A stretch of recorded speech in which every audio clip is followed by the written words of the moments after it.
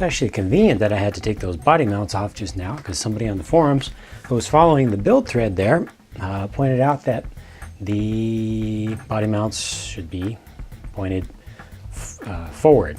The little angle, the little bend towards the end in this plate should go towards the front.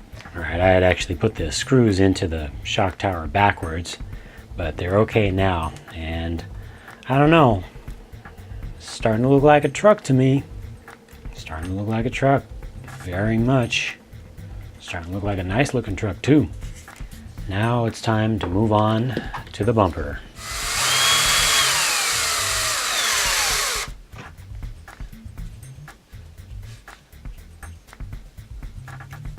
All right, time for some steering assembly here. I'm going to be using the X-Core Racing XDF5 Metal Gear Digital Servo, high speed, medium torque.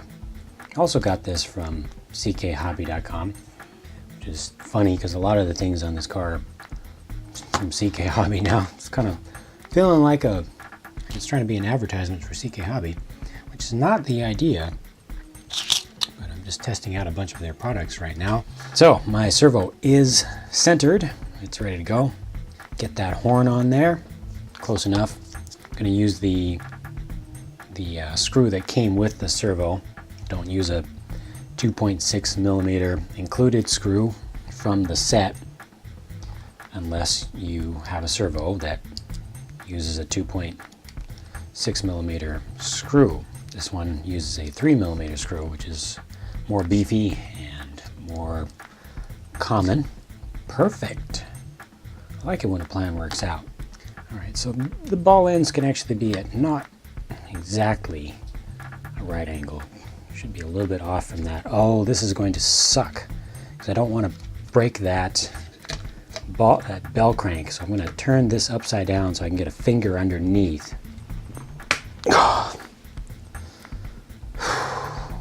Indentations in my finger, they're just going to stay there for about an hour now. Damn it. All right, now that I line this up a little bit, I can actually see that I could use some of those spacers to push the servo forward just a little bit. I'm not liking this angle. There's an angle right here. I want it to be a little bit more side to side, no up down, side to side. So I've just put in thick ones alone and trying to get these to angle back the way they should. That's a little bit better. Little closer to horizontal, or perpendicular. Not quite, but pretty close. Definitely better than it was before. So I'll go ahead and lock this down.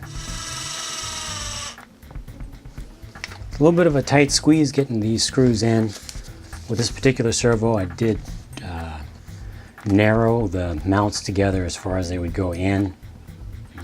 Still kind of had to bend them from the bottom a little bit, but went in and it's very secure. It's not going nowhere.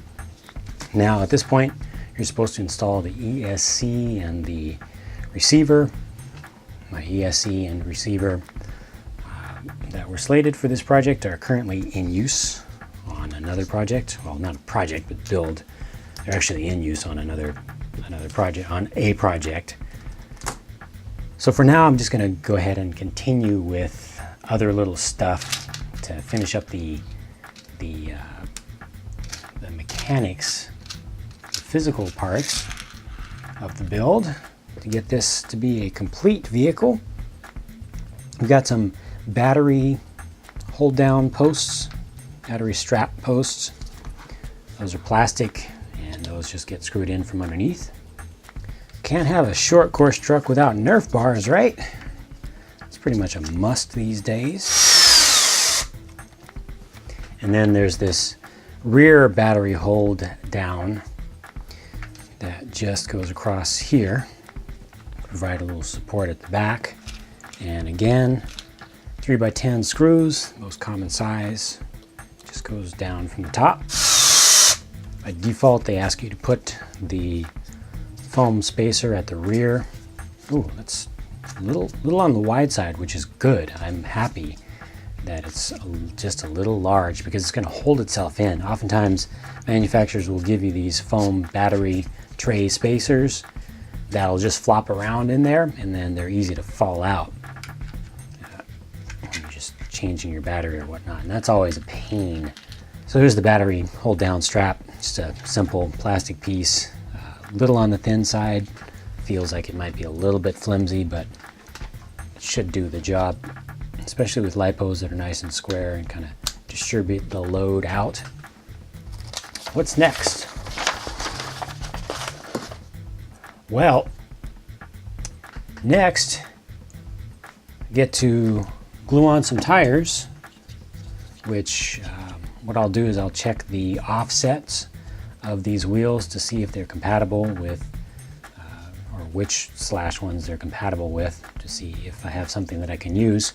If I don't have something to use, then I'll go ahead and buy up a new set of tires, and I will probably get some nice long-lasting ones for this truck, or at least in intermediate, not something that's going to wear out in one or two runs, so I can run this more than once, and also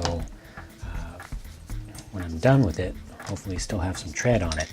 Probably going to go with some AKA Enduros, or I might look at some J Concepts subcultures if I want to get a little bit more aggressive on it. Depends on what the track surface is locally right now.